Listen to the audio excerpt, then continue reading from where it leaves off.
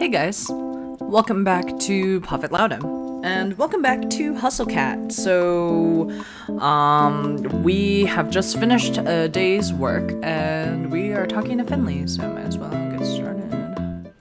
So, how'd you like it? I'm pretty sure I said this already, but whatever, it doesn't hurt to say it again. Is it always this quiet? I mean, not that I'm complaining. Not always. Tomorrow should be busier for sure. I've got plans. Oh, we should get here early then, huh? Don't say that like you aren't always early. Oh, I have to come in earlier? Don't worry too much about it, Avery. Just show up at your regular time. Okay, thanks. I can't imagine what busy means here.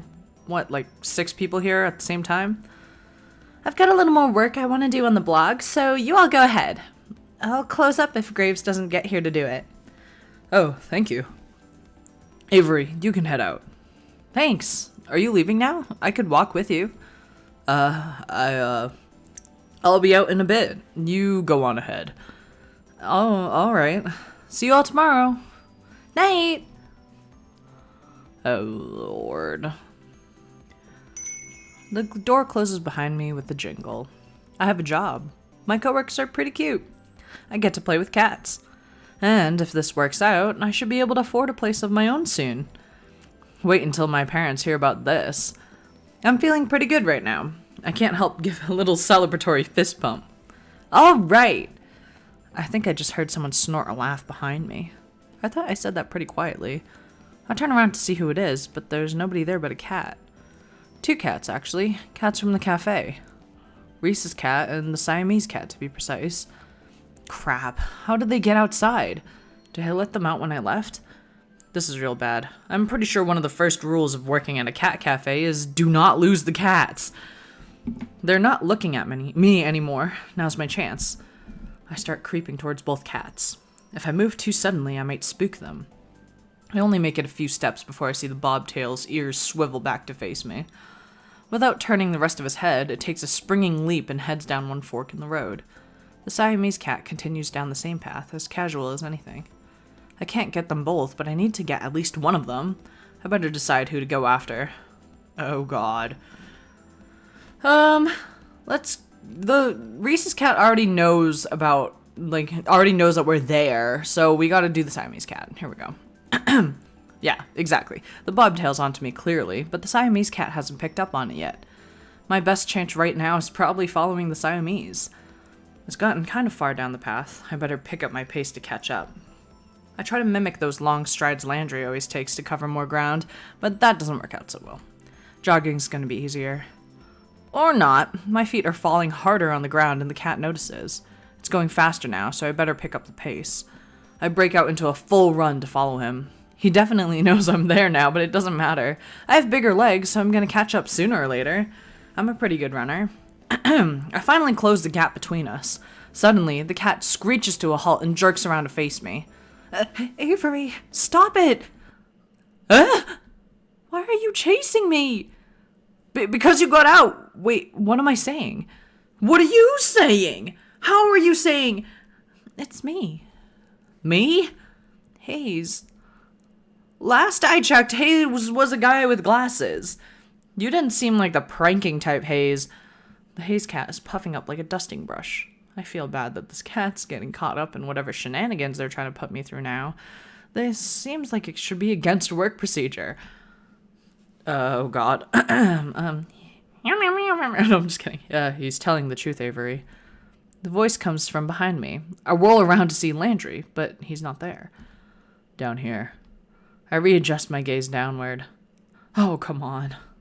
No, this isn't a joke, Avery. Landry cat takes a few steps past me and sits down in front of Hayes cat. Even as a Maine Coon, his gait is long. No. Come on. No. Graves didn't tell you? Tell me what? Well, you're all secret cats? That doesn't make any sense. This is the dumbest thing I've ever heard. I'm sorry, Avery. I thought he told you. Is that why you were acting weird? You were keeping something this bonkers a secret? It's not easy to talk about. Whenever we leave the cafe grounds, we turn into cats. I'm surprised to hear Hayes pipe up, of all people. Or all cats. Cat people? It began around the time we started to work here. Graves calls it a curse. A curse. A curse! This is too much. Though, I don't know if everyone thinks of it that way. But wait, everyone? Is everybody at the cafe a secret cat? Yes. Graves too? Nobody has seen him as a cat, but it seems safe to assume. Am I gonna turn into a cat too? Landry isn't even looking at me anymore. He's avoiding eye contact as hard as he can. Hayes does the same. Neither answers. I'm gonna turn into a cat? Oh, come on! Sorry, Avery. Maybe you can stop it. We don't know what causes the curse. Maybe if you talk to the others tomorrow. Yeah, okay. Sure, why not? Let's have a whole cat council. We can invite Hash Browns too. Is he also a person? I can see the furs between his shoulders raising on end in a little ridge. Whoops, I just dropped something. Seeing that takes the wind out of my sails a little bit. Yeah, alright. I'm too tired for this. This better be a weird dream or something. A weird work-induced hallucination. Sorry, Avery. Not listening to Talking Cats anymore. Bye. Rip. Well, I'm home. The sun's barely gone down, but I'm a capital letter done with today. This is too much. Oh, Lord, it's mochi. Don't forget the good food this time. The canned stuff. Did someone just say something? There's nobody here but Mochi. Oh, for crap's sake. I find him standing next to the food bowl, looking at me with those expectant eyes. I gently nudge him with my foot. Did you just say that? Nope, I'm done. I dumped the rest of the canned food in a bowl and scurry out of the kitchen. Then I dumped myself into bed. I don't even want to think about right now. Or I don't even want to think about it right now. I'm just going to sleep in a real bed for once. Maybe sleeping on that couch so much is messing with my head. I don't usually close the door, but I think it's a good idea tonight. I don't want Mochi whispering to me in my sleep. Ripperoni. I wake up early enough I surprise myself. This is gross. Who does this? At least I slept fairly well, all considered.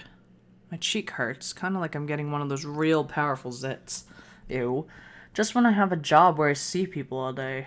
What perfect timing. I kick my legs free of the big blankets and roll off the side of my bed with my usual grace. God, this thing feels gross. I don't have any acne stuff with me here, but maybe Aunt Wendy had something I can put on it. I trundle over to the vanity to assess the damage. Oh my god! Ew! That's not a zit! That's a whisker! There is a whisker growing out of my face! Oh my god! Ew! Ew! There's a picture get, but that's disgusting. It's nastiness. It won't come out. I thought at first maybe it was Mochi's and it got stuck there, but nope. Growing out of my face. I tried to pluck it. That was probably one of the worst ideas I've ever had. Now I just know how sensitive a cat's whiskers are.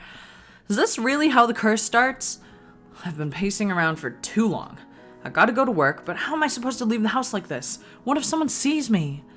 God, I guess I could try to cover it with something. I dig around a bit and find some dust masks under the sink. Maybe that'll do the trick? I can pretend I have a cold or something. Or not, because trying to put it on feels really awkward against my face. I'm at a loss here. I'd call one of the staffers, but I didn't get their numbers yesterday. I guess it'd be hard to use a cell phone as a cat anyway. I just have to go to the cafe and hope there's someone to ask. I didn't run into anybody on my way to the cafe yesterday, but knowing my luck, there'll be a whole crowd or something. I keep my head down and walk quickly.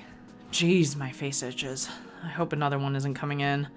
The thought is enough to make me pick up my pace. Running to work is going to be a theme for me. Maybe it'll keep me in shape. I just hope I can keep my human shape, too. Running.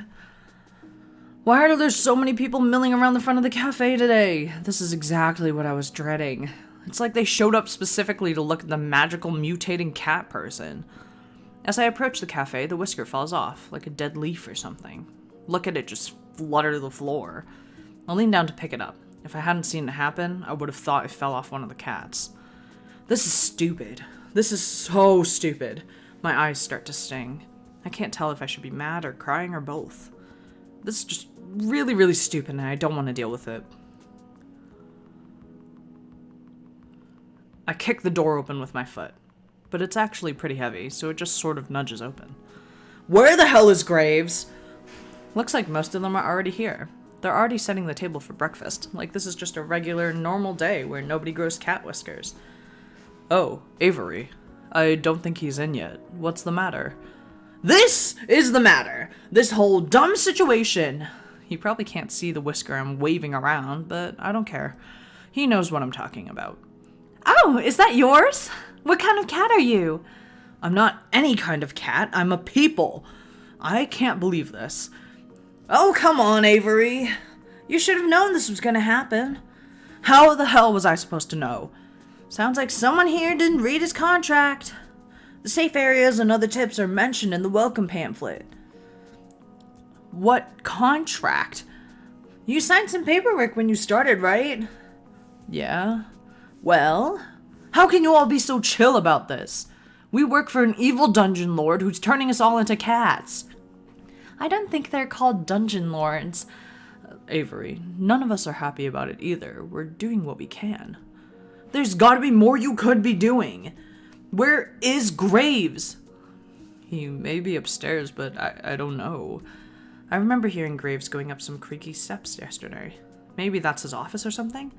Whatever it is, that room's gonna be missing a door after I kick it off its hinges. I storm towards the back of the cafe. The steps must be back here somewhere. Oh, hey guys.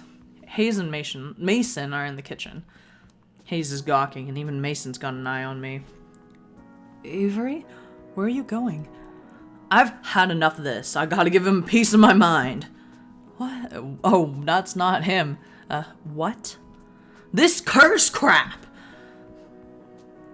The others trailed me to the kitchen. What am I, a cat herder? Avery, chill out. We aren't all mad about it. Most of us signed up for it on purpose. It's done some good things for some of us. Well, I'm mad about it. I'm mad as hell. Turning into a cat won't do jack for me. I know you're mad, but it's not Graves' fault. He does a lot to help us. We owe him. I don't owe him a damn thing! Seriously, Avery, shouting at our boss isn't gonna change anything. There's nothing we can do about it right now. Let's just sit down and talk about it. Oh, God. There's one thing I can do! I'ma quit! No, I'm just kidding. Let's just say you're right. No, you're right. I guess I see what you mean. Now, come on. Don't be such a salty caramel latte. That's cute. Finley puts her arm around my shoulder. I try shrinking away, but she just redoubles her efforts. I've never had someone be so forceful about comforting me. You like donuts, right? How about jelly donuts? What does that have to do with anything? I think it's time to show you that this cat curse isn't all bad. She gives me a quick wink and a punch on the shoulder. Go sit down at the table. I'll be out to show you in a sec. This is still so stupid. The frustration festers in the pit of my stomach, and I now don't even have anywhere to put it. I feel another hand slap me gently between the shoulder blades. What is it with these people? This time it's Mason. Didn't eat yet, right? No, I've been freaking out about this all morning. How am I supposed to eat? She doesn't lift her hand. I can feel it like a weight on my back. Stop sulking and sit down. Eat. Is that a comfort or a threat? Good food calms you down. She gives me a firm but gentle push towards the dining area. It's like being scooted forward by a steel pillar. I guess I might as well go sit down. I return to the front of the cafe and flop down in a chair at the head of the tables. After all that following everybody was doing before, nobody's bothered to come back out yet. Maybe they think I could use the space to cool off. Feels a little like I'm in timeout. First out of the kitchen is Hayes, of all people. He tiptoes up and delicately sets a small teacup down in front of me. It's chamomile and lavender tea. It can help with stress. I drink it sometimes when I'm overwhelmed too. My face just looks disgusted. Hayes flinches a bit when I look up at him. I pick up the teacup and hold it to my face. It smells lovely, at least. He looks at me with his eyebrows upturned until I take a sip. When I oblige, I see what he means. This is pretty calming. I let out a deep sigh. I can feel my shoulders slump a bit.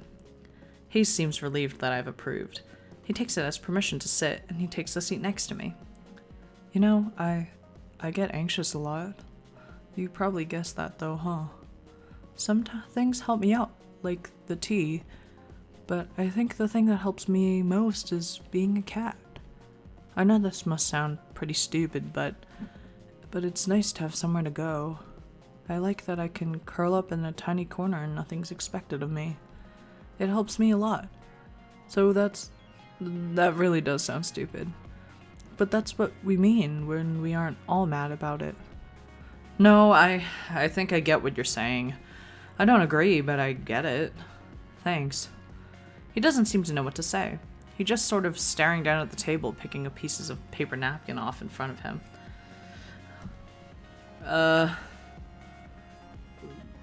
Let's just leave him alone, I suppose. Okay, I get it for someone like him. Does that mean that I should give him his space? He's definitely right about the tea, that's for sure.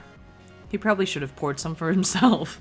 Heck, he should probably have an IV of it. He seems so on edge all the time. But what about the others? Do they get something out of this too? Esteemed patrons, may I have your attention, please? Especially you, Avery. Where's her voice even coming from? Down here, kiddo. Huh? I look down and... oh, so cute! Look at this cat. Your jelly donut? It's me, a real-life internet sensation. You're so surprised. You should see the look on your face right now. Wow, so you've really capitalized on this curse, huh? I just started making videos as a way to have fun with the situation. Who knew it'd make me a celebrity? I'll give you my autograph later if you'd like. No, I'm fine. She gives my leg a playful pat and then gives me a wink. You're so starstruck. I am not. You so are. I bet you spend a lot of time on the internet. I bet you know all about me. No. You're blushing. Why would I be blushing about a cat? Oh, cut the shtick, both of you. She saunters up, serving platter in hand. He nudges Finley aside with his foot, scooting her a good distance from the table. Rude. Are you over your temper tantrum, Avery? Well, I almost was, but then you had to come in here and call it a temper tantrum. No sense of humor, just like I said. He reaches over my shoulder and sets a plate of pancakes down in front of me. Finley, go change back. I don't want your dirty feet on the table. God, I'm going to sneak nip into your clothes the next time you're on cat detail. Despite her threat, Finley saunters off, tail flicking into the break room. She returns a moment later and flops down in the seat across from me, but not before grabbing another stack of pancakes from Reese. She's already digging into her food when Mason comes out from the kitchen and takes her usual seat. Landry follows close behind her with another tray of pancakes, and the rest of the table pounces on their breakfast prey. How are you feeling, Avery? Better, I guess. Glad to hear it. We didn't mean to spring this on you, but I think we all forgot how confusing it was all at the start. I know I assumed you already knew what was happening. So am I the only one who didn't read the contract? Did it say like, hey, I'm gonna turn you into a cat or something? Not in so many words, at least. But of course we all read it right. Wow, the varying degrees of sheepishness going around this table right now. Nope. I didn't really understand the safe zones talk and things. I thought it was about safety protocol, but I didn't ask. He shrugs and looks intently at the maple syrup pooled on his plate, which I'm choosing to interpret as no. I skimmed it. I got the potential for great power but at a price part, but the specifics. Oh my god. Oh my god, all of you. No wonder I'm the one in charge here. The point is, Avery, we don't want you to feel like you're alone. We've tried finding out more about it, but we've all hit dead ends. Yeah, you can't exactly wiki how to cure a cat curse. Well, you can, but the results are, well, they're from the internet. Why didn't you just ask him? Oh yeah, I did, but he said something like, ahem. We are all but actors on the stage of life, and we have been cast in this drama of the cafe. That sounds like something he would say. And you bought that? But everyone just sort of nods and agrees with Reese. Wow. But we're all in this together. We're like teammates now, and we can figure it out with or without Graves. Yeah, you're right. We can do this. I raise my fork, pancake piece still attached, like a musketeer giving a salute. I get varying nods and murmurs of agreement, but nobody follows my example. I thought we could have made this a thing. What we need to figure out first is crowd management. Jelly Donut days are rough and we need to be ready. I think I should spend time with Mason. To help her in the kitchen, of course. Hayes, too. I'm okay with that. We might need both of you to come out and help us from time to time, too. We can't spare anyone besides Finley for cat detail today. You know how these days go. No cat breaks. Sorry, Hayes. I know. Avery will be the main two covering the floor. Hayes and Reese will be out from time to time if we get really swamped, and Graves should be by later to help us out. It might be a bit hectic, so I hope you're ready. What a hassle! This sounds like such a hassle. Why do it all? Are you kidding? We rake in some sweet, sweet cash on Jelly Donut days. I hope you've got a wallet big enough for all the tips you'll get. It's good publicity. We aren't in a very convenient spot, so we take what we can get. Yeah, those are pretty good points. Although I'm feeling the points about the tips more personally. Mason, are you ready? This is going to be a long day for you. I like a challenge. Now finish eating so we can get back to work. Yes, ma'am! Reese shovels one last pancake into his mouth and, without even finishing chewing, grabs his plates and hurries after Mason. Hayes at least manages with some grace in his exit. I better go get ready too. My public awaits. Finley hands me her plate and then dramatically flicks her hair away from her face like a starlet in a photo shoot. She disappears into the back as well. All right, Avery. Drink your coffee because it's time to get energetic. Yeah. Good, because if you look outside the cafe and around the corner... Oh man, is that why there were so many people out front? Yep. I better chug this coffee then. Oh god. Well, better get pumped. And oh boy, did it become busy fast. There was a crowd of people as soon as we opened the door, and they're all clamoring to see the internet sensation, Jelly Donut. And we are going to stop here. Woo! So, oh my god, what a mess. What a mess. We're about to work the hardest day of our lives.